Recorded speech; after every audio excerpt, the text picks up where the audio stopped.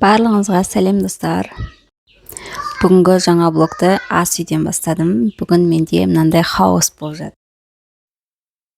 Балаларға торт істедім. Және осындай заготовка жасайын деп жатырмын. Мына жерде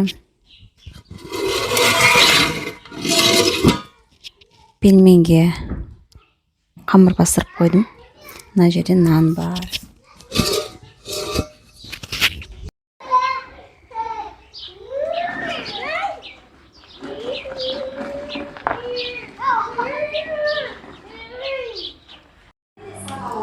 Мен кеше заготовка жасаған болатынмын. Мына жерде барлық еттер асуға турап барлығын дайындап қойдым. Мына кішкене қамыр лапшаға.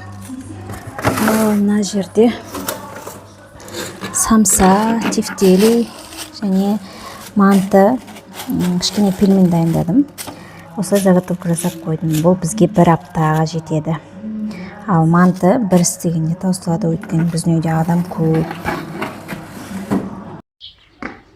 Қызымның кашевасы. Кірлер тұр. Және бағана қыздар ойнаған мына жерде. Мына жерде бесікпен үйшік ойнаған, шыбындар толып жүр. Осылай, ал мен түстен кейінгі ыдыс жуайын деп жатырмын. Шыбындар емелеп жатыр. Мына жақта тамақ дайындап жатырмын. Күйеуіме кішкентай манты, ал өзімізге көкси жасап жатырмын. Бүгін бауырсақ пісірдім.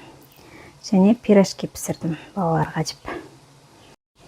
Айтпақшы, біз пеш алдық қой. Сол пешке нан пісіріп жүрмін. Әдемі нандарым шықты. Осылай аударып қойдым. Асты суланып кетпесін деп. Осылай әдемі нандарым шықты. Күшті болып тұр. Былай қойайын. Аудармай қойайын. Әдемі болып шықты. Негізі пирожкиден көптеу қылып істегенмін. Сол себептен қалғанын холодильникке салып қоямын. Астында бауырсақ бар. Бауырсақты саламын.